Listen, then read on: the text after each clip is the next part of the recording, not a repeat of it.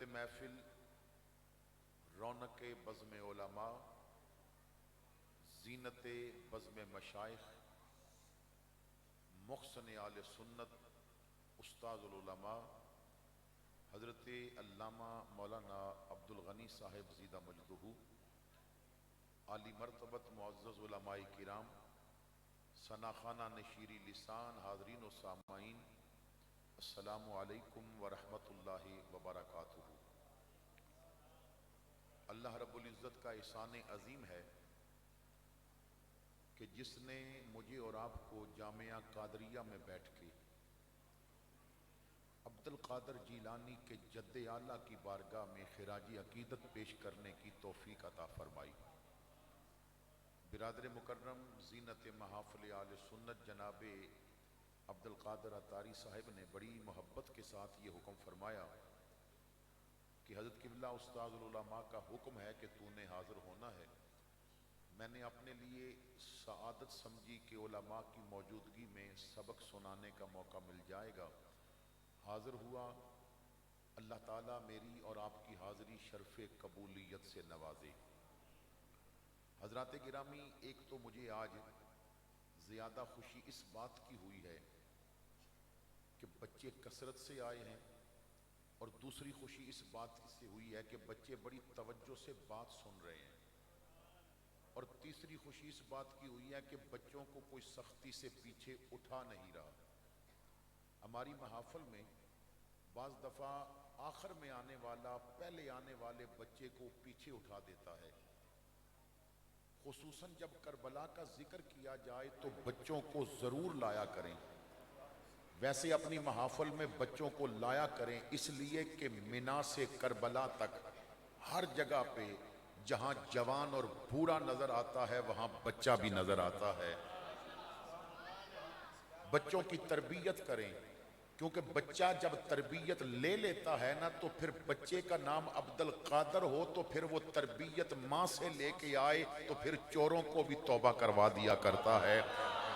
جب بچوں کی تربیت ہوتی ہے، یہ بچوں کا مزاج ہے کہ جب وہ تربیت اچھی لیں، کوئی چیز پک کرنا وہ بڑا آدمی کم کرتا ہے لیکن چھوٹا آدمی زیادہ کرتا ہے۔ جو بچہ ہے نا وہ جلدی پک کرتا ہے، تو جب عمر ہوتی ہے ان کی کوئی چیز پک کرنے کی تو ہم انہیں گیم دے دیتے ہیں، ہم انہیں جناب کھیلوں پہ لگا دیتے ہیں۔ انہیں یہ بتائیں کہ جب تمہارا ذہن اس قابل ہے کہ تم ہر چیز اچھی طرح پک کر سکتے ہو تو انہیں اس درسگاہ میں لاؤ کہ جہاں میرے محمد کا دین سکھایا جاتا ہے، جہاں سرکار کی باتیں بتائی جاتی ہیں۔ تو اللہ تعالیٰ مجھے اور آپ کو صحیح معنوں میں اپنی بھی اور اپنے بچوں کی بھی تربیت کرنے کی توفیق عطا فرمائے۔ آج کا یہ دن امام عالی مقام امام حسین رضی اللہ تعالی عنہ آپ کی بارگاہ میں خراج عقیدت پیش کرنے کے لیے محفل کا انعقاد کیا گیا، اور ہم اہل سنت بڑے خوش قسمت ہیں کہ جس کی نسبت حضور سے ہو گئی اللہ نے اس کا ادب کرنا ہمارے مقدر میں لکھ دیا ہے۔ ہم نسبتوں کا احترام کرنے والے ہیں، نسبت کی وجہ سے محبت کرنے والے ہیں، اس لیے کہ ہمیں پتہ ہے کہ مصطفیٰ کی نسبت اگر مل جائے تو بہت ساری بلندیاں مل جاتی ہیں۔ وہ پوری دنیا جس علاقے میں جانے سے ڈرتی تھی کہ اسے یثرب کہا جاتا ہے، یہاں جائیں گے تو بخار چڑھ جائے گا، میرے مصطفیٰ کے قدموں کی نسبت ملی، میرے مصطفیٰ نے اس مٹی کو خاک شفا بنا کے رکھ دیا، تو وہ مٹی بھی شفا دینے لگ پڑی۔ وہ لوگ کہ جو عرب کے جاہل تھے، جب نسبت مصطفیٰ ملی اللہ کے محبوب نے انہیں ایسا رنگ دیا، انہیں کائنات کا معلم بنا کے رکھ دیا۔ جو عرب کے بدو تھے وہ کائنات کے استاد بن گئے، اور جو لوگوں کی عزتوں کے لٹیرے ہوا کرتے تھے جب نگاہ مصطفیٰ میں آئے یا مصطفیٰ کی غلامی میں آئے یا مصطفیٰ کے غلاموں کی غلامی میں آئے، فضیل کا واقعہ آپ کے سامنے ہے۔ صرف ایک قاری سے قرآن سنا تھا، اس نے توبہ کر لی، پھر وہی فضیل جو ڈاکے ڈالتا تھا پھر وہ عشق محمد کی خیرات بھی تقسیم کرنے لگ پڑا۔ تو اپنی محافل کو با مقصد بنائیں، اور اپنی محافل میں درس و تدریس کا اہتمام کریں، اپنی محافل کو قرآن سے وابستہ کریں، اور محافل زیادہ لمبی بھی نہیں ہونی چاہیے۔ ایک قرآن پاک کی تلاوت کرنے والے قاری صاحب ہوں، اور قاری بھی ایسے ہوں کہ جو یہ سوچ لے کے نہ آئیں کہ میں نے جیب بھر کے لے کے جانی ہے، وہ سوچ یہ لے کے آئیں جو گلا کٹا کے حسین نے سنایا ہے، میرا تو گلا ساتھ ہے، میں وہی قرآن ذرا سنا کے دوں تو قرآن مجھے نواز دے گا، کیونکہ القرآن و غنن، میرے آقا فرماتے ہیں قرآن یہ دولت ہے، قرآن یہ خزانہ ہے، جسے یہ مل جائے نا وہ پھر کبھی بھوکا نہیں رہتا۔ میں بڑی ذمہ داری سے کہہ رہا ہوں کہ تقریباً 1.5 سال ہو گیا، مختلف اوقات میں لاک ڈاؤن لگے، مالی طور پہ ہر بندہ پریشان، معیشت کا بیڑا غرق ہو گیا، لیکن میں نے چودھریوں کے چولہے بند ہوتے دیکھے مگر قرآن کے حافظوں کا چولہا آج تک بند نہیں ہوا، کیونکہ القرآن غنن لا فقر بعدہ، قرآن وہ دولت ہے جب یہ مل جائے نا پھر کسی کو بھوکا سونے بھی نہیں دیتا، پھر کسی کو بھوکا ہونے بھی نہیں دیتا، اس لیے کہ جو کسی دنیا والے کا کلام اس کو پذیرائی دے، اس کو بیان کرے تو اس کلام کا مالک اسے نوازتا ہے، اور جو رب کے کلام کو پیارے انداز میں پڑھے گا اللہ ہر حرف کے بدلے نیکیاں بھی عطا فرمائے گا، ہر حرف کے بدلے گناہ بھی معاف فرمائے گا، اور جب تو مر کے آنکھ کھولے گا پتہ چلے گا ہر حرف کے بدلے درجے بھی بلند فرما دیے گئے۔ تو حضرات گرامی، محافل میں ضرور آئیں، بچوں کو لائیں، اور اپنی مساجد میں بچوں کو لانے کا آج کیونکہ حالات ایسے ہو گئے کہ پورا کفر وہ مختلف حربیں استعمال کر رہا ہے ہماری نئی نسل کو قابو کرنے کے لیے۔ اب حالات اتنے بگڑ گئے کہ پچھلے دنوں کسی نے مجھے ایک کلپ دکھایا کہ دولہا شادی والے دن ہوٹل میں بیٹھ کے بھی پب جی کھیل رہا تھا، یعنی انہیں گیموں کا اتنا عادی بنا دیا۔ لیکن اسی معاشرہ کے اندر جس کو گیموں کا عادی بنا دیا گیا وہ پب جی کھیل رہا تھا، اور اسی معاشرہ کے اندر ایک دولہا ایسا بھی بنا کہ جب نکاح پڑھانے کی باری آئی تو اس نے کہا مائک لاؤ، نکاح مولوی صاحب پڑھائیں گے، پہلے میں خود قرآن کی تلاوت بھی کروں گا، اس لیے کہ میرا واسطہ قرآن سے ہے، میرا رابطہ قرآن سے ہے۔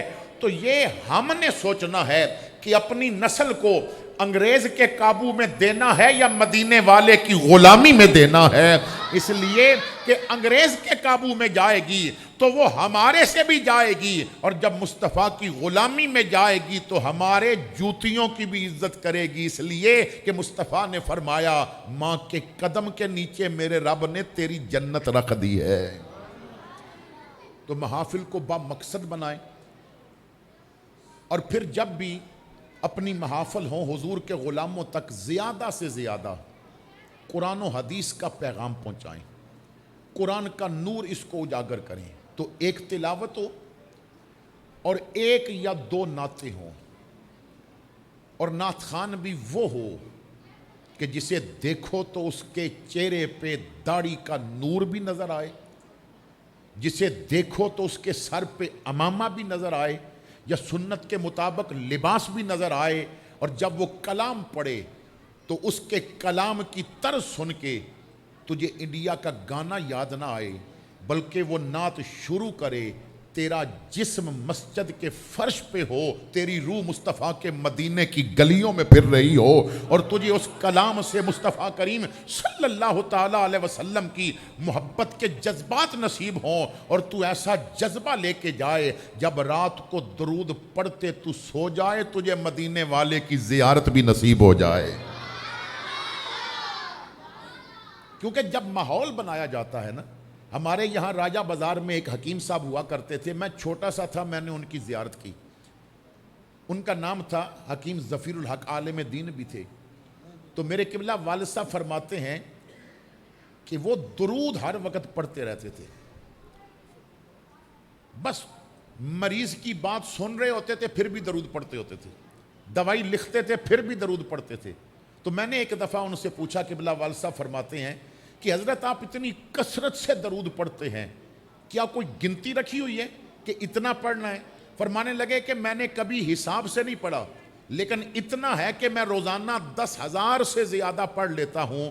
تو میں نے کہا حضرت یہ اتنا زیادہ پڑھتے ہیں، کوئی اس کا ثواب بھی ملا، کوئی اجر بھی ملا، کوئی نتیجہ بھی نظر آیا؟ تو مسکرائے، کہنے لگے ابو بکر صاحب اب تو ایک زمانہ ہو گیا مجھے ہر روز رات کو مصطفیٰ کریم کی زیارت بھی نصیب ہوا کرتی ہے۔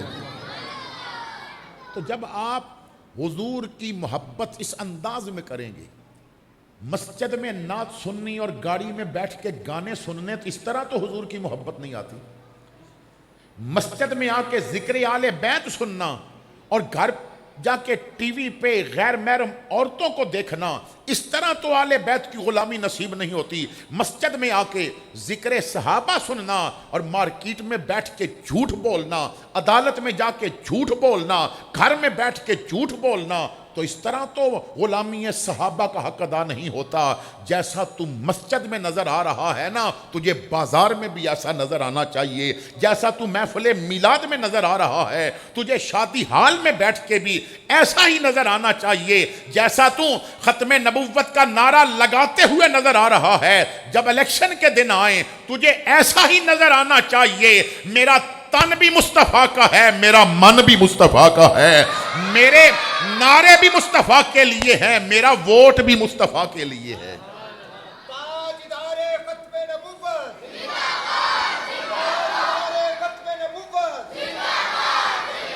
تاجدار ختم نبوت۔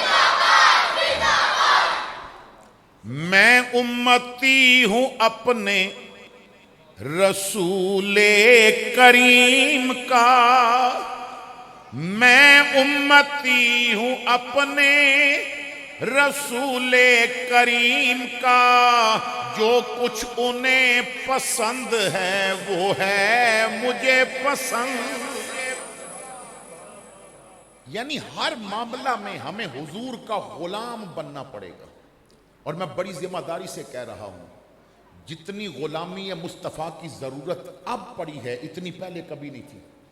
عشق رسول کی جتنی ضرورت اب ہے پہلے کبھی نہیں تھی۔ میرے بھائیوں، کفر آگے جو ہتھیار الگ الگ استعمال کرتا تھا، اب اس نے وہ سارے اکٹھے استعمال کرنا شروع کر دیے۔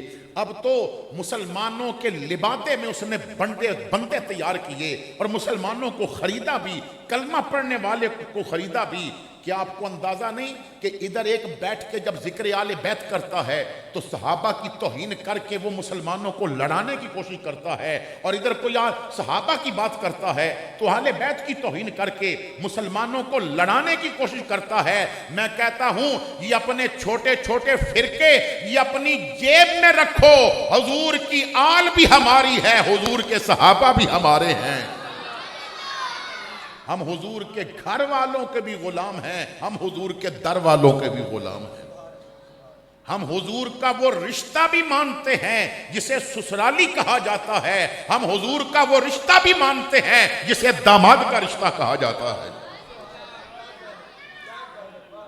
اور یہ رشتے اتنے عظیم ہیں، حضرت ابو بکر کو دیکھو تو نبی پاک کے سسر، اور پتہ ہے میرے مصطفیٰ کریم نے خود فرمایا، حضور فرماتے ہیں میرے رب نے میرے ساتھ کچھ وعدے کیے ہیں، ان میں ایک وعدہ یہ ہے کہ محبوب جو تجھے بیٹی دے گا یا جسے تو بیٹی دے گا میں ان سب کو جنت عطا فرما دوں گا۔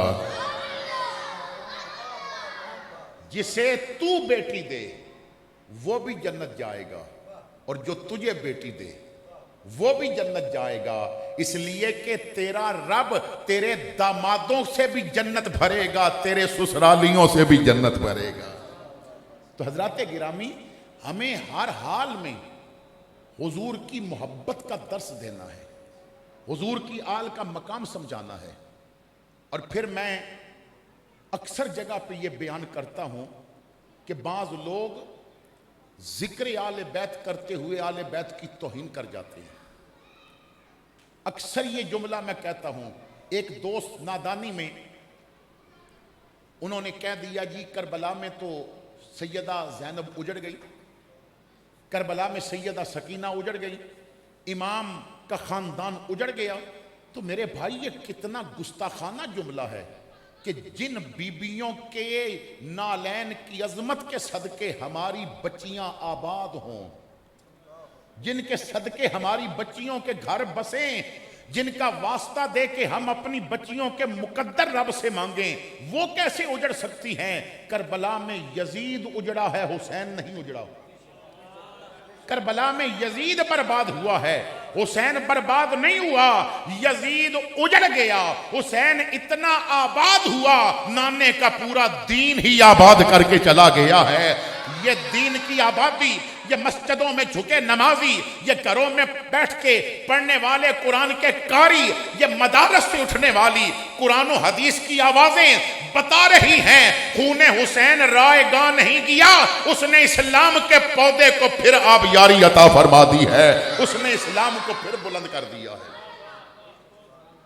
جو دہکتی آگ کے شعلوں پہ سویا وہ حسین، جس نے اپنے خون سے دنیا کو دھویا وہ حسین، جو جواں بیٹے کی میت پر نہ رویا وہ حسین، جس نے سب کچھ کھو کے پھر بھی کچھ نہ کھویا وہ حسین، مرتبہ اسلام کا جس نے دوبالا کر دیا، خون نے جس کے دو عالم میں اجالا کر دیا، وہ کہ خونی غم کو سانچے میں خوشی کے ڈال کر اور مسکرایا موت کی آنکھوں میں آنکھیں ڈال کر۔ میرے امام عالی مقام امام حسین کا ذکر کرتے ہوئے ایسا ذکر کرو کہ ان کی عظمتوں کے جھنڈے لہرا اٹھیں، اور جب امام عالی مقام کا ذکر کرو تو ضرور حضور کے صحابہ کا بھی ذکر کرو، اس لیے کہ اہل سنت کا یہ خاصہ ہے کہ ہم سب سے پیار کرتے ہیں۔ اعلیٰ حضرت فاضل بریلی فرماتے ہیں جنا بنے گی محبان چار یار کی قبر، جنا بنے گی محبان چار یار کی قبر، جو حضور کی آل سے محبت کرتے ہیں اور صحابہ سے پیار کرتے ہیں، اصل میں مصطفیٰ کی رحمتیں انہی کو ملیں گی۔ دیکھیے بعض احباب مسلمانوں کے گھروں میں فتنے پھیلانے کی نیت سے طرح طرح کی باتیں کرتے ہیں، کبھی کوئی فتنہ اٹھایا، کبھی کوئی فتنہ اٹھایا۔ ایک سوال اٹھا دیا گیا کہ کربلا میں صحابہ کہاں تھے؟ تو آل بیت شہید ہوتی رہی اور صحابہ کہاں تھے؟ اب جو سنا نوجوان وہ سن کے، جس طرح مزاج یہ ہے کہ ساری زندگی جو محافل میلاد میں بیٹھا رہا، میلاد کا لنگر کھاتا رہا، اور اگر 20 سال میلاد منا کے کسی گستاخ نے بعد میں پوچھ لیا کہ میلاد منانا جائز ہے، تو وہ مولوی صاحب کے پاس آ کے کہنے لگا مولوی جی سوال تو بتائیں، میلاد منانا جائز ہے؟ اور میرے بھائی تجھے اپنے دین کے بارے میں اتنی بھی خبر نہیں تو کم از کم علماء پہ تو یقین کر۔ مثلا میں اکثر ایک بات کہتا ہوں کہ اپنے علماء پہ اتنا یقین کریں جتنا کسائی پہ کرتے ہیں۔ جتنا آپ کسائی پہ یقین کرتے ہیں نا، اتنا علماء پہ یقین کر لیں، کیونکہ جانور جتنا صحت مند ہو، جتنا اچھا ہو، جتنا فربا ہو، اگر وہ بغیر تکبیر کے ذبح کیا جائے تو حرام ہے۔ حلال اس وقت ہوگا جب بسم اللہ اللہ اکبر کہا جائے گا اور اللہ کا نام لے کے ذبح کیا جائے گا۔ اب آپ کسائی کے پاس گئے، گوشت لٹکا ہوا ہے، اس نے آپ کے سامنے ذبح نہیں کیا، وہ ذبح کروا کے لایا یا صبح اس نے خود ذبح کیا، وہ گوشت لٹکا ہوا ہے، آپ نے 5 کلو گوشت لیا، کیا اس سے پوچھا کہ ذبح کے وقت تکبیر پڑی تھی؟ آپ نے کیا کسائی سے سوال کیا کہ جب تو نے یہ گوشت بنانے کے لیے جانور کو ذبح کیا تھا تو کیا تکبیر پڑی تھی؟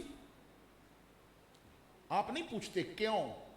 حالانکہ مسئلہ نازک ہے، اگر تکبیر نہیں پڑھی گئی تو وہ گوشت کھانا ہی حرام ہے، لیکن آپ کو یقین ہے یہ کسائی ہے، اس کا کام ہے ذبح کرنا، اس نے پڑھی ہوگی، تو علماء پہ اتنا تو یقین کر لو اگر مہر علی میلاد منانا لکھ گیا ہے تو اس نے کوئی حدیث تو پڑھی ہوگی تو پھر لکھ گیا ہے نا۔ اگر داتا علی حجویری نے حضرت ابو بکر کی عظمت بیان کی ہے تو انہوں نے کوئی دلیل لی ہوگی تو بیان کی ہوگی نا۔ اور میرے بھائی اگر 11ویں منانا جائز ہے تو علماء پہ یقین تو کر لو نا کہ قرآن نے ایصال ثواب کا کوئی نہ کوئی راستہ دیا ہوگا پھر منایا جا رہا ہے۔ تو میرے بھائیوں اپنے علماء پہ یقین کرو، اگر یقین نہیں تو پھر کتابیں پڑھو۔ 72 شہداء ہیں کربلا کے، اب کبھی توفیق ملے تو کتابیں اٹھائیں، وہ جو شہید ہیں آپ ان کی زندگی کے حالات پڑھیں، ان کے نام پڑھیں، ان کا تعارف پڑھیں۔ یہ جب کتابوں کی دنیا میں آپ جائیں گے تو پھر آنکھوں سے پٹی ہٹے گی کہ کربلا کے 72 میں 21 حضور کے صحابہ ہیں، اور ان 21 میں ایک وہ صحابی ہے جسے بدری صحابی کہا جاتا ہے۔ بدری صحابی وہ ہے جو غزوہ بدر میں شامل ہوا تھا، اسے بدری صحابی کہا جاتا ہے جو غزوہ بدر میں شامل ہوا۔ تو ایک جاہل نے، ایک نشے میں بندہ تھا، اس نے سوال کر دیا کہ صحابہ کہاں تھے؟ اور میرے بھائی کبھی بھی جاہلوں کی بات سن کے ان کے بارے میں بات نہ کر بیٹھنا غلط، کہ جن کے بارے میں حضور نے فرمایا ہے یہ راضی ہوں گے تو میں راضی ہوں گا۔ میرے آقا فرماتے ہیں میرے صحابہ کی بات کرتے ہوئے نا زبانوں کو ذرا کنٹرول میں رکھنا، اس لیے کہ وہ میرے صحابہ ہیں۔ تیری محفل میں بیٹھنے والے پہ اگر تیرا رنگ چڑھتا ہے تو میری محفل میں بیٹھنے والوں پہ میرا بھی رنگ چڑھا ہوا ہے، اس لیے کہ تو اور رنگ چڑھاتا ہے۔ جب کوئی میرے پاس بیٹھتا ہے میں صبغت اللہ کا رنگ چڑھا دیتا ہوں، اور جس پہ مصطفیٰ صبغت اللہ کا رنگ چڑھا دیں دنیا کی ہر کمپنی کا رنگ اتر سکتا ہے، پر جب رنگ مصطفیٰ چڑھا دیں پورا مکہ کانٹوں پہ گھسیٹے پھر بھی بلال کا رنگ نہیں اترا کرتا، وہ ہاتھوں میں کیل ٹھوکے جائیں پھر بھی رنگ نہیں اترتا، پاؤں میں میخیں ٹھوکی جائیں پھر بھی رنگ نہیں اترتا، چاہے اسے کوٹ لکھپت جیل میں بند رکھا جائے وہ پھر بھی کہتا ہے کچا رنگ للاری والا چڑھدا لہندا رہندا، عشق تیرے دا رنگ محمد چڑھیا پھر نہیں لہندا۔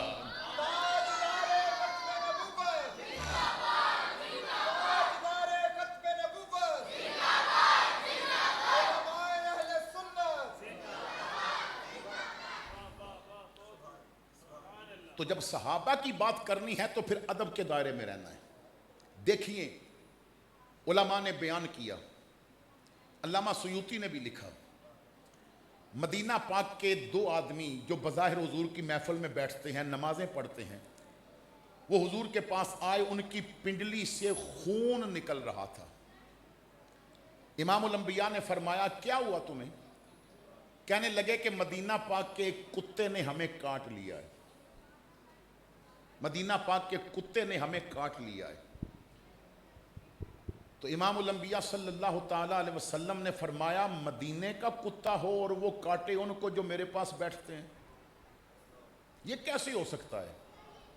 حضور کھڑے ہو گئے، فرمایا مجھے وہاں لے جاؤ جہاں تجھے کتے نے کاٹا ہے۔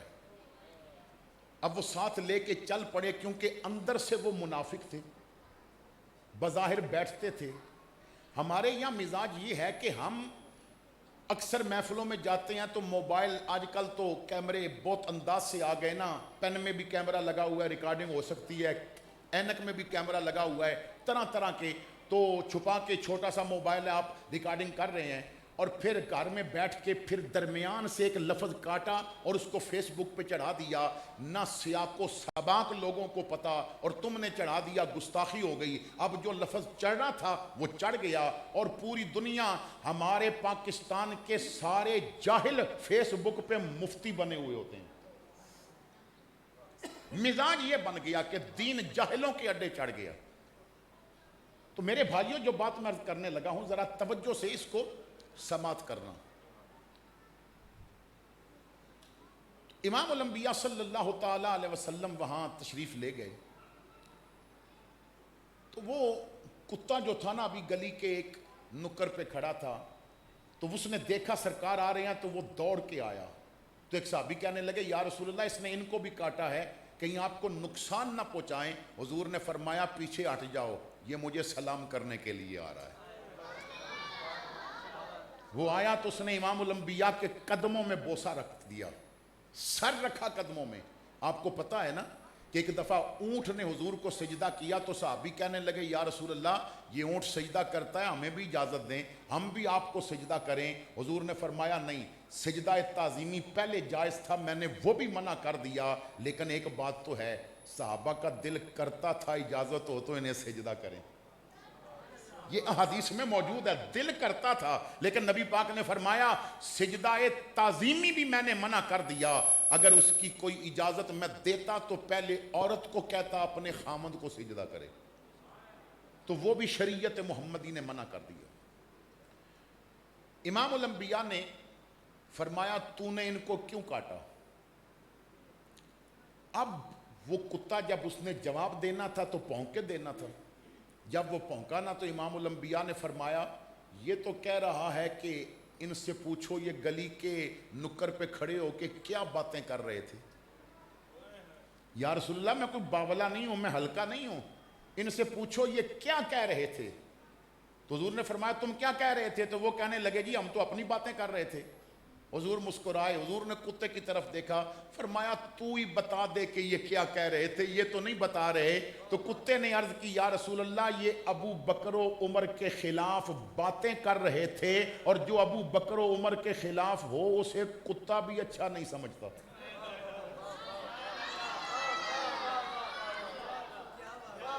یہ بات یاد رکھیں میرے بھائیو، ان باتوں کو یاد رکھیں. جانور نسبتوں کا احترام کرتے ہیں، ہمارے یہاں مزاج یہ بن گیا جسے کوئی اور کام نہ ملے وہ اصحاب اور آل پہ باتیں کرنے لگتا ہے. یاد رکھو ہمارے گھروں کا لنگر چل رہا ہے حضور کی آل کے صدقے، ہمارا دین بچ رہا ہے حضور کے صحابہ کے صدقے. ہم آل کے بھی احسان مند ہیں، ہم حضور کے صحابہ کے بھی احسان مند ہیں.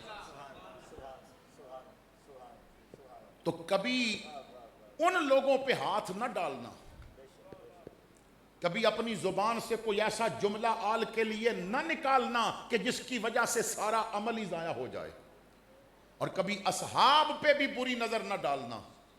اس لیے کہ سیاہ ستہ کی روایت ہے جنازہ اٹھا کے لایا گیا، یا رسول اللہ جنازہ پڑھائیں. اب وہ بظاہر مسلمان تھا، آقا جنازہ پڑھائیں، نمازیں پڑھتا ہے. حضور نے چہرے سے کپڑا اٹھایا، فرمایا میں نہیں پڑھاؤں گا، اس کے دل میں میرے عثمان کا بغض ہے، اس کے دل میں میرے عثمان کا بغض ہے. اور میرے بھائی ذرا توجہ کرنا، بیٹی دل کا ٹکڑا ہوتی ہے. تو نے ایک بیٹی کی شادی کرنی ہو نا تو تو کتنی تحقیقیں کرتا ہے، اور تو اپنے بھائی کے بیٹے کو بھی بیٹی کا رشتہ دے تو پھر بھی کئی راتیں تو سوچتا ہے میرے مصطفیٰ نے جسے 2 بیٹیاں دی ہوں گی اس کی عظمتیں کیا ہوں گی، ذرا سوچ.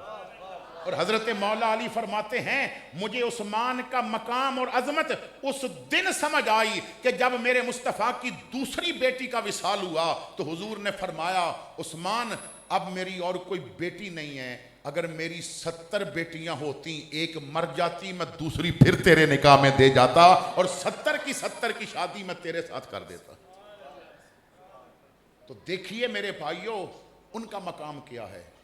اور حضرت مولا علی مشکل کشا شیر خدا حضرت سیدہ عائشہ صدیقہ فرماتی ہیں ایک دن امام الانبیاء تشریف فرما ہے، طبیعت ناساز ہے، تو فرمایا عائشہ سید العرب کو بلاؤ، عرب کے سردار کو بلاؤ. تو میں نے عرض کی یا رسول اللہ عرب کے سردار تو آپ ہیں. حضور نے فرمایا عائشہ میں ساری کائنات کا سردار ہوں، عرب کا سردار علی ہے،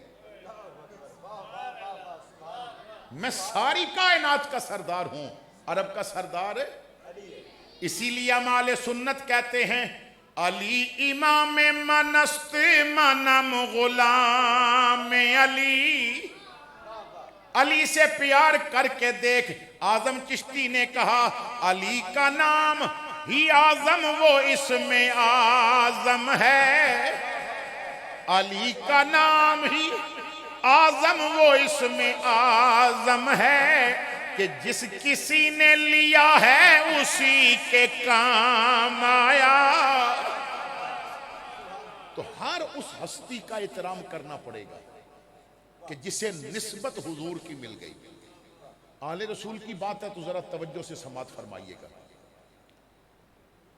ایک علاقے میں ایک سید صاحب رہتے ہیں, بہت پہلے کی بات ہے, بڑا زمانہ, کئی صدیاں گزر گئیں.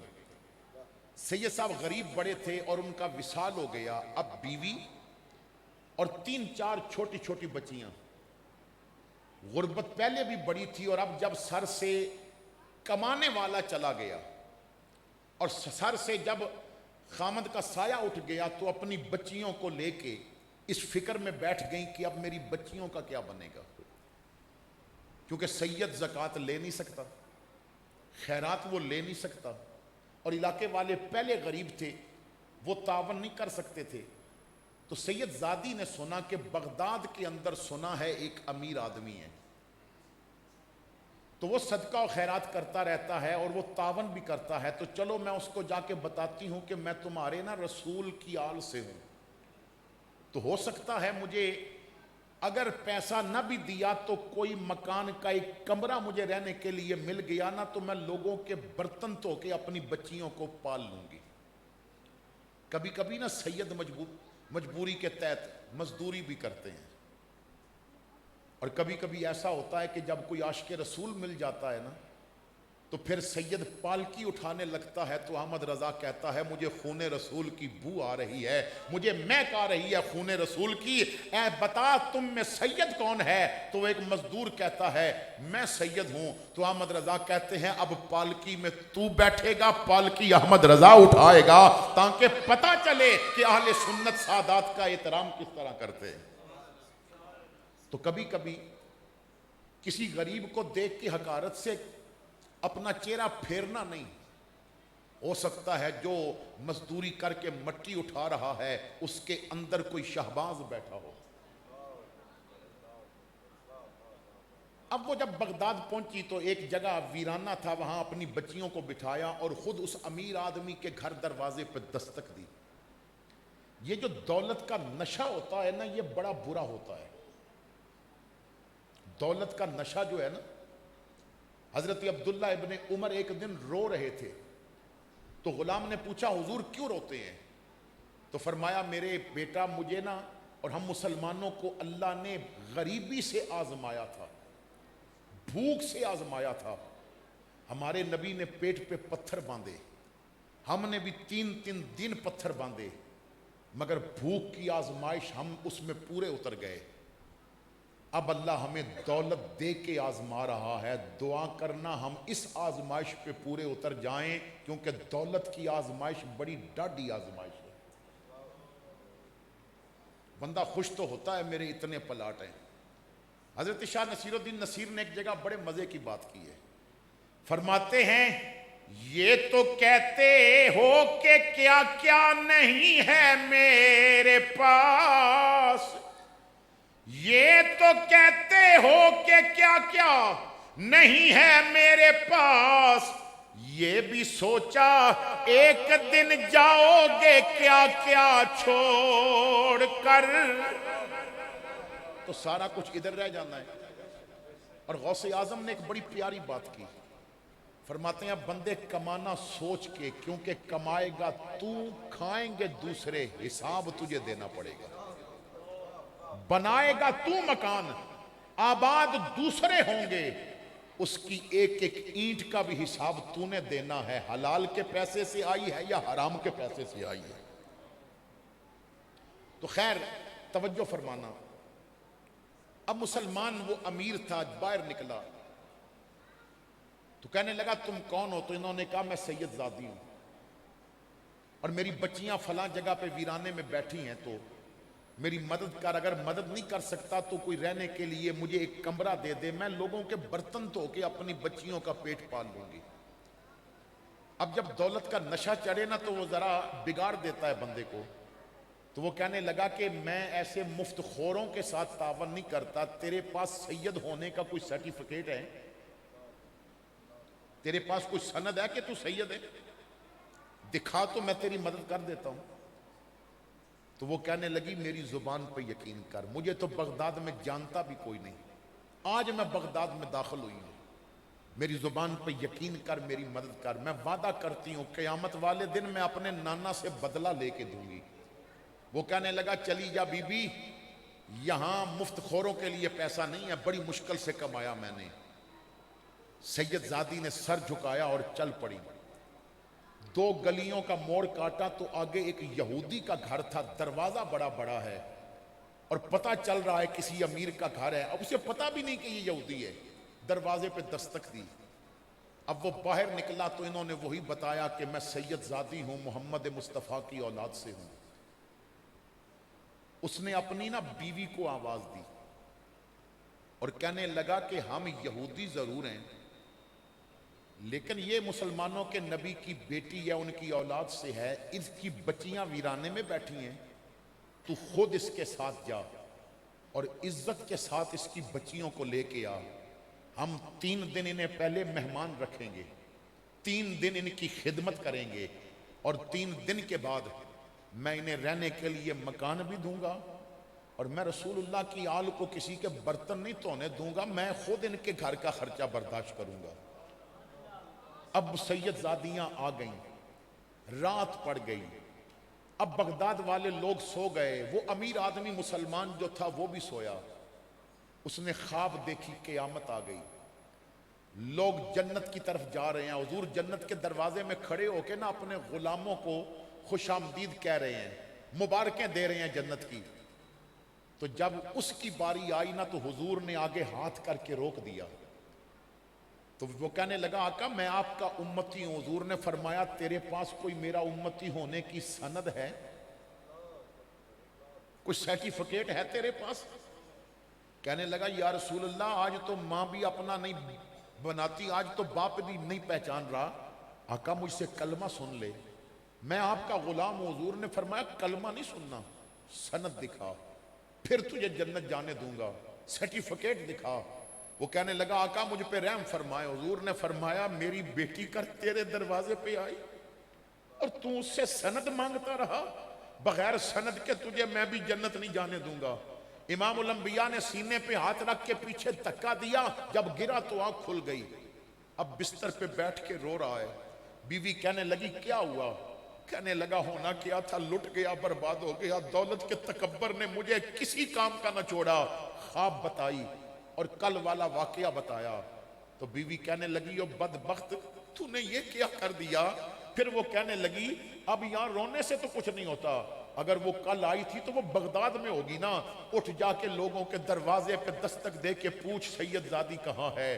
یہ بڑے لجپال ہوتے ہیں، یہ تو پتھر مارنے والوں کو بھی دعائیں دے دیتے ہیں، یہ تو گالیاں دینے والوں کو بھی معاف کر دیتے ہیں، تو انہیں مل کے ان سے معافی مانگ لے، وہ معاف کر دیں گی تو حضور بھی معاف کر دیں گے۔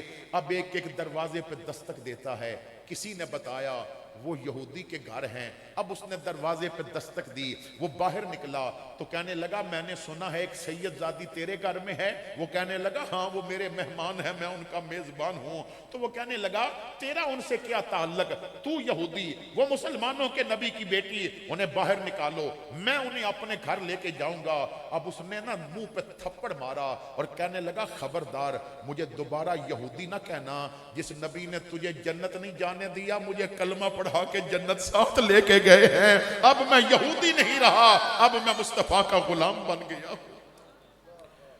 تیرا کرم جو شائزی وقار ہو جائے، گدائے خاک نشی تاجدار ہو جائے، کرشمے ان کی کریمی کے دیکھنے ہو اگر تو گنہگار ذرا شرمسار ہو جائے۔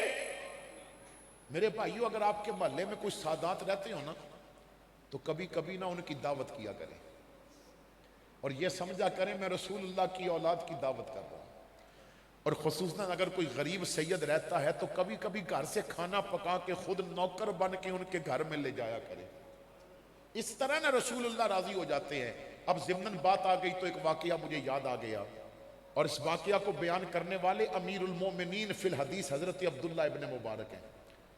فرماتے ہیں میں سو رہا تھا، مجھے خواب میں سرکار کی زیارت ہوئی۔ حضور نے فرمایا عبداللہ کل جب تو اٹھے گا نا تو فلاں علاقے میں جانا، وہاں بہرام نام کا ایک مجوسی ہے، وہ آگ کو پوجنے والا، اس کو جا کے میرا سلام دینا اور اسے کہنا میرے نبی نے فرمایا ہے تو جنت میں میرے ساتھ ہوگا۔ اب یہ بیدار ہوئے، حیران ہو گئے کہ مجوسی کو حضور کا سلام اور وہ جنت جائے گا۔ یہ بھی حدیث ذہن میں تھی کہ حضور فرماتے ہیں جو مجھے دیکھے وہ مجھے ہی دیکھتا ہے، کیونکہ ان الشیطان لا یتمثل بی او کما قال، حضور فرماتے ہیں شیطان میری مثل نہیں بن سکتا، وہ خواب میں بھی آ کے میری مثل نہیں بن سکتا۔ تو چل پڑے اس علاقہ میں، اس علاقہ کے علماء کو پتہ چلا، انہوں نے استقبال کیا۔ علماء نے پوچھا خیریت حضرت کیوں آئے؟ فرمایا بہرام مجوسی سے ملنا ہے۔ انہوں نے کہا وہ تو بہت امیر آدمی ہے۔ فرمایا مجھے اس کے پاس لے چلو۔ جب اس کے پاس گئے اسے پتہ چلا یہ مسلمانوں کے عالم ہیں، تو آپ نے فرمایا میں نے تنہائی میں تجھ سے کوئی بات کرنی ہے۔ وہ کمرے میں لے گیا تو آپ نے فرمایا تو میرے نبی کو جانتا ہے؟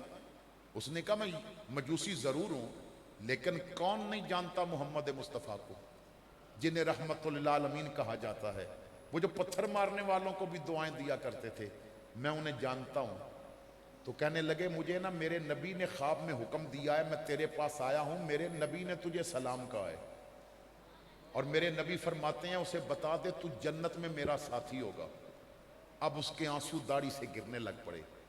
تو آپ نے فرمایا بہرام میں اتنا لمبا سفر کر کے آ گیا ہوں، اب یہ بھی بتا دے تو نے کیا کیا ہے کہ مجوسی ہونے کے باوجود تجھے امام الانبیاء سلام بھیج رہے ہیں؟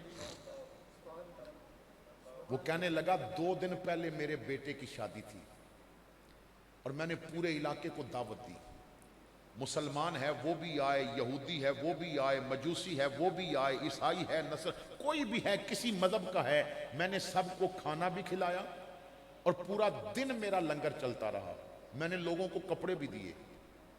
جب رات تک سارا نظام ختم ہو گیا، محفل ختم ہو گئی اور سارے میرے غلام سو گئے، تو میں بھی بستر پہ آ کے لیٹا، میرے دروازے پہ دستک ہوئی، میں اٹھا کہ کون ہے اس وقت؟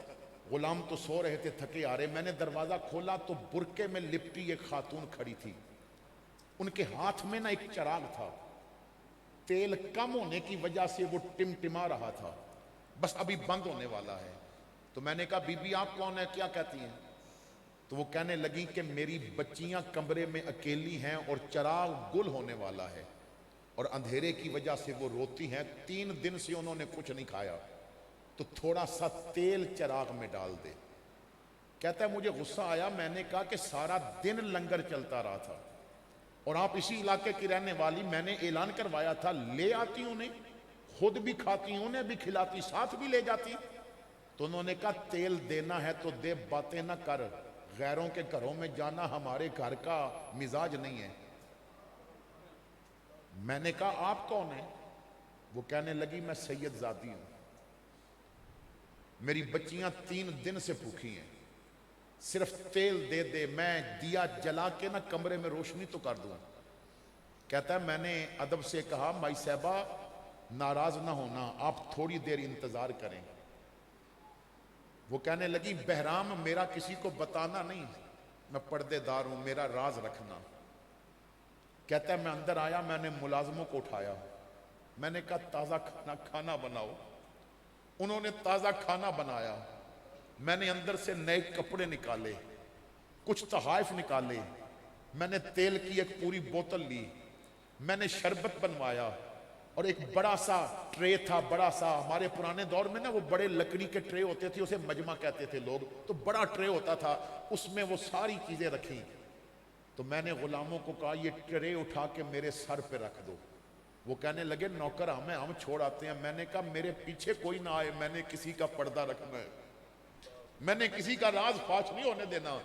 تو میں وہ سر پہ رکھ کے میں نے کہا مائی صاحبہ چلیں آپ مجھے بتائیں آپ کا گھر کدھر ہے؟ اب وہ آگے آگے چل پڑی، میں ان کے پیچھے پیچھے چل پڑا، امیر میں تھا پر میں ان کا غلام بن کے چل پڑا، میں ان کے دین کا دشمن تھا پر میں ان کا غلام بن کے چل پڑا۔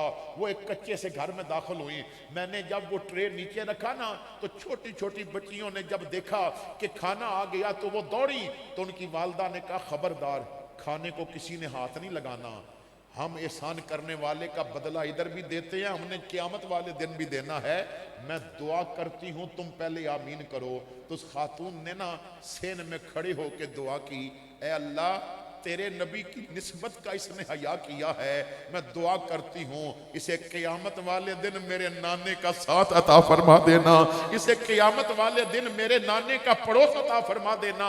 اس نے دعا کی، میں ہنس کے آ گیا، میں رویا اس لیے ہوں واقعی یہ سید ادھار کسے کا نہیں رہنے دیتے۔ اے عبداللہ اب تو آ گیا ہے، چل ہاتھ بڑھانا اور مجھے اس کا کلمہ بھی پڑھا دے جو مجھے ساتھ جنت میں لے کے جائے گا۔ میرے بھائیوں سادات سے محبت کرو، ان کا پیار اپنی زندگی کا مشن بناؤ۔ ہم آل سنت کا عقیدہ تو یہ ہے، ایک دو کی بات نہیں آقا، تیری نسل پاک میں ہے بچہ بچہ نور کا، تو ہے عین نور تیرا سب گھرانہ نور کا۔ اور حضرت شاہ نصیر نے کمال بات کی، فرماتے ہیں حب شبیر نہیں ہے تو عبادت ہے حرام، حب شبیر نہیں ہے تو عبادت ہے حرام، نہ وظیفے نہ سجود، نہ وظیفے نہ رکوع و سجود اور قیام، روزہ و حج و تسابیح زکوٰۃ و احرام، نہیں مقبول یہ اللہ کو بے حب امام، خواہ میری یہ فراست ہے کہ نادانی ہے، حب اولاد نبی شرط مسلمانی ہے۔ تو حضرات گرامی ایک بات تو یہ ہے کہ ان کا ذکر سب کا کرو اور ادب سے کرو۔ ایک بات یہ بھی عرض کرنی ہے کہ آج کل کچھ لوگوں نے یہ بھی ہمارے بچوں کو پکڑ پکڑ کے نا وہ کہتے ہیں جناب کہ امام حسن کی تو اولاد ہی کربلا سے زندہ واپس نہیں آئی تھی، یہ تو صرف امام حسین کی، یہ کتنا بڑا ظلم ہے۔ ہمارے میں نے پہلے کہا نا کہ علماء کی زبانوں پر یقین نہیں ہے، نہ خود پڑھنا ہے نہ پڑھنے والوں سے پوچھنا ہے، جو کسی نشئی پنگی چرسی نے کہہ دیا ہم نے وہ مان لیا۔ میرے بھائیوں آپ نے لفظ سنا ہوگا نجیب الطرفین سید، یہ جو نجیب الطرفین سید ہوتا ہے نا اس کا عہدہ اور اس کا مقام یہ ہوتا ہے، وہ یا ماں کی طرف سے حسنی ہوتا ہے اور باپ کی طرف سے حسینی ہوتا ہے، یا باپ کی طرف سے حسنی ہوتا ہے اور ماں کی طرف سے حسینی ہوتا ہے۔ حضرت غوث اعظم نجیب الطرفین سید ہیں، اور آج تک جو ان کی نسل ہے انہیں نجیب الطرفین کہا جاتا ہے۔ حضرت داتا علی حجویری حضرت امام حسن کی اولاد سے ہیں، آپ کے گوڑلے میں لیٹنے والا مہر علی بھی امام حسن کی اولاد سے ہے۔ تو میرے بھائیوں یہ کیا بات کر دی کہ امام حسن، تمہیں امام حسن اس لیے چبھتا ہے کہ انہوں نے امیر معاویہ سے صلح کی تھی؟ میرے بھائیوں ہم سادات ہیں، امام الانبیاء فرماتے ہیں میں دو چیزیں چھوڑ کے جا رہا ہوں، ایک قرآن اور ایک اپنی آل، ان کا دامن پکڑ کے رکھنا۔ اب ہم نے حسن کا دامن بھی پکڑنا ہے، ہم نے حسین کا دامن بھی پکڑنا ہے، تو ہمارا نظریہ کیا ہونا چاہیے؟ جس سے حسین نے جنگ کی اس سے ہم صلح نہیں کریں گے، اور جس سے حسن نے صلح کی ہے اس سے ہم جنگ نہیں کریں گے۔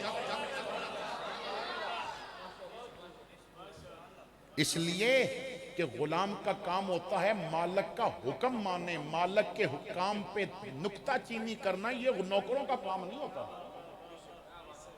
بات سمجھ آئی؟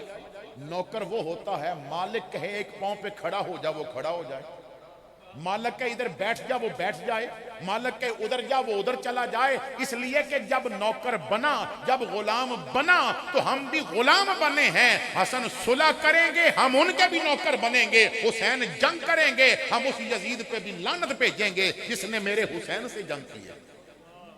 بھیجوں یزیدیت پہ نہ کیوں لعنت ہے نصیر، یہ دشمنی ہے اور میرے گھر کے ساتھ ہے۔ تو میرے بھائیوں صرف اس لیے چبھتے ہیں کہ انہوں نے حضور کی امت کو جوڑا، وہ اب تمہاری مانے یا نبی پاک کی مانے؟ نبی پاک نے فرمایا تھا میرا یہ بیٹا سید ہوگا جو صلح کرا دے گا۔ تو دیکھیں نا کہ اب ہم نے ان کو دیکھنا ہے کہ ان کا فعل کیسا ہے۔ جو بات 14 صدیوں بعد تجھے سمجھ آئی وہ امام حسن کو سمجھ کیوں نہیں آئی تھی؟ جنہیں نبی پاک نے فرمایا تھا میں نے اپنی سرداری اپنے بیٹے کو عطا فرما دی۔ تو امام عالی مقام امام حسن حضور کی ساری آل کا ہم نے پیار کرنا ہے، چاہے وہ گوڑلے میں لیٹے ہوں یا لاہور میں لیٹے ہوں یا اجمیر میں لیٹے ہوں یا بغداد میں لیٹے ہوں، کسی کا خون امام حسین سے ملے ان کے جوڑے بھی ہمارے سر کا تاج، اور کسی کا نسب امام حسن سے ملے ان کے جوڑے بھی ہمارے سر کا۔ اس لیے کہ میرے آقا کریم نے ایک دعا فرمائی ہے، حضور نے دعا کی اے اللہ میں حسن و حسین سے پیار کرتا ہوں۔ تو پھر حضور نے دعا کی اے اللہ جو ان سے پیار کرے تو بھی ان سے پیار کر۔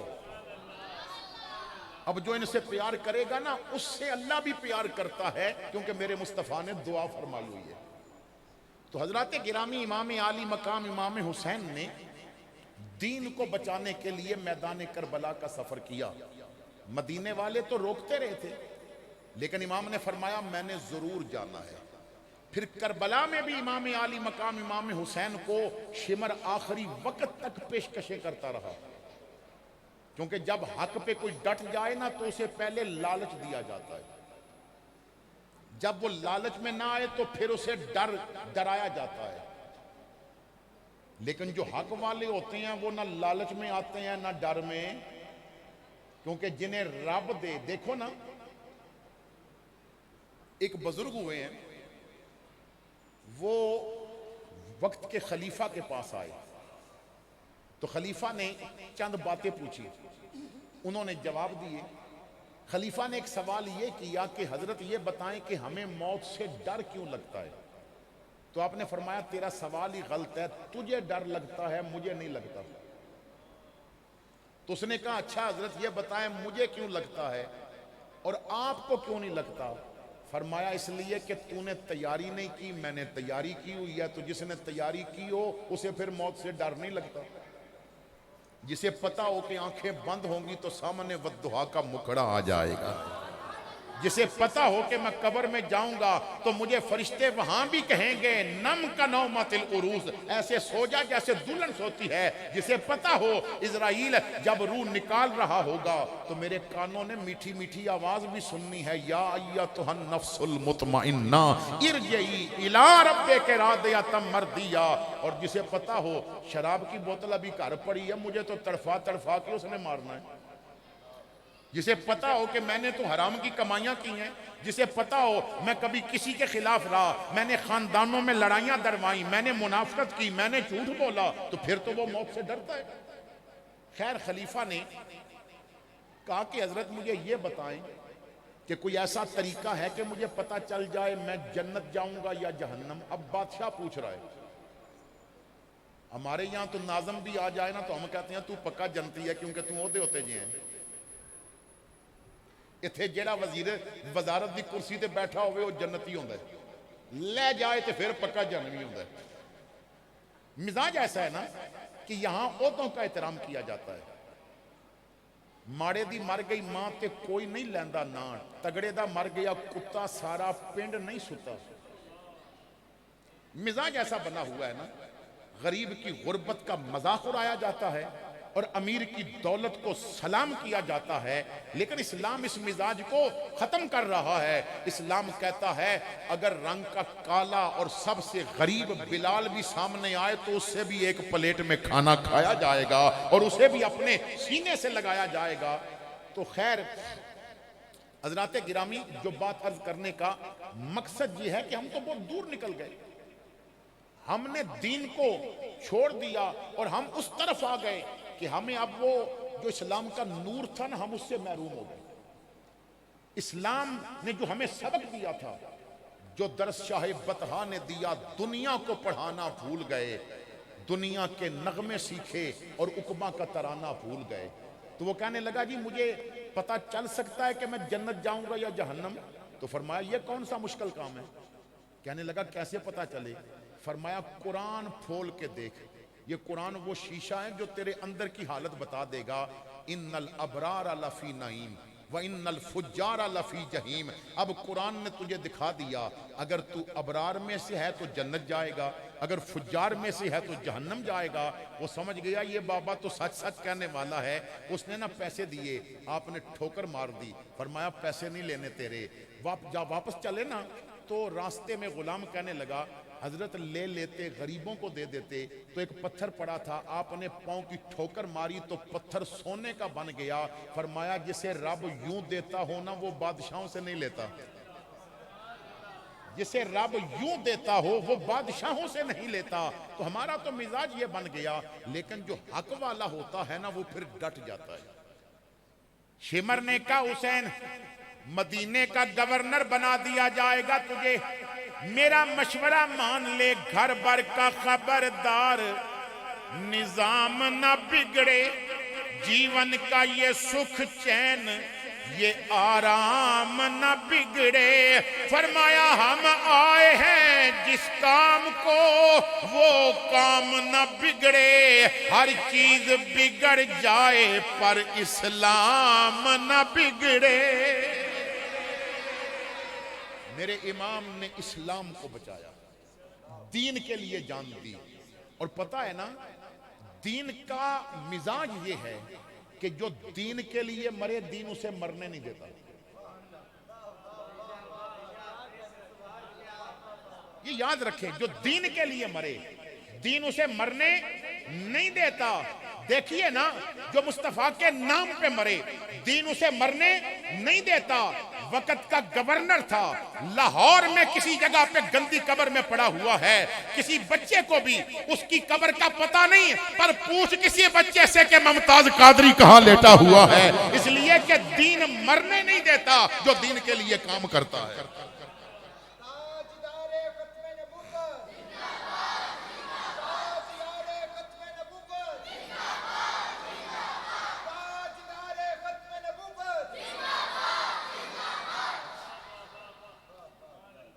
تو جب دین عام بندے کو نہیں مرنے دیتا تو پھر وہ تو حسین تھا جس نے دین کو بچایا، مصلی کو بچایا، نمازوں کو بچایا۔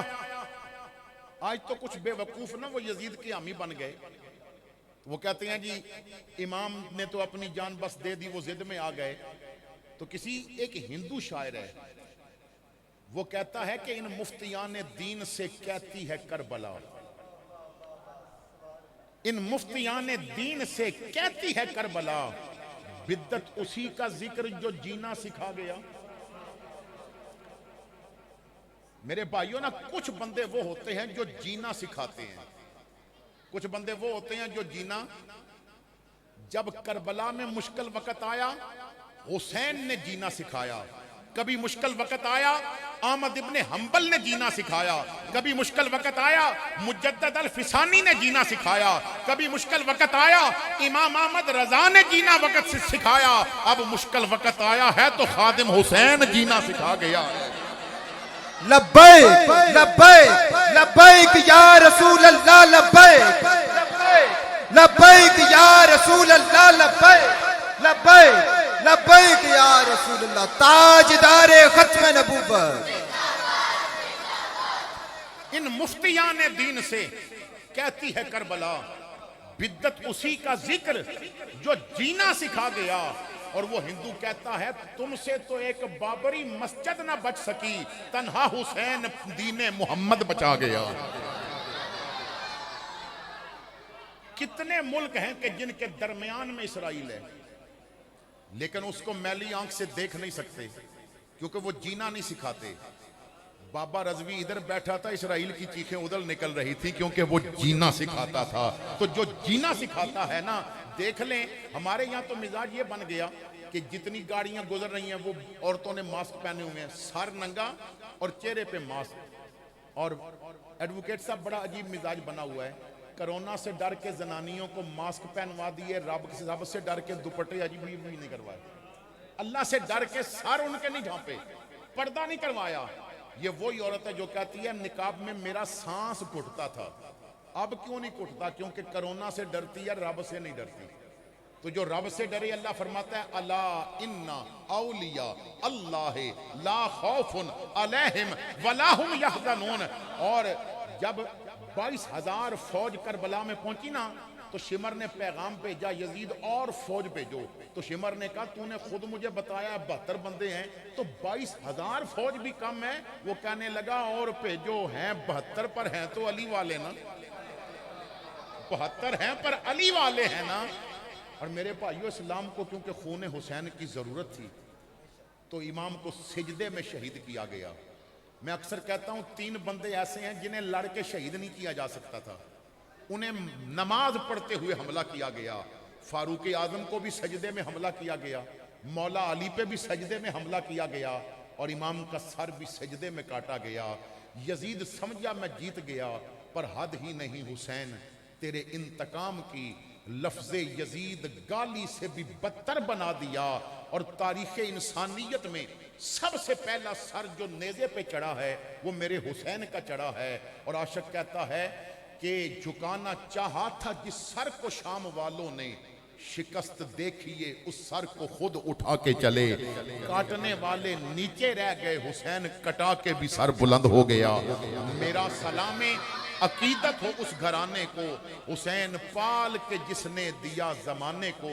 اپنے بچوں کو ان کی تربیت کریں، انہیں ٹارزن کے قصے نہ سنائیں، انہیں علی اکبر کی کہانیاں سنائیں، انہیں میرے بھائیوں ہرکلیس کی باتیں نہ کر سنائیں، انہیں امام حسین کی جرت و بہادری کی باتیں سنائیں۔ اپنی بچیوں کو سنڈریلا اور باربی کے قصے نہ سنائیں، انہیں فاطمہ زہرا کی باتیں سنائیں، انہیں سیدہ عائشہ کا کردار سنائیں، تاکہ آپ کے گھر سے بچہ نکلے غلام حسین نظر آئے، بیٹی نکلے تو کنیز فاطمہ نظر آنی چاہیے۔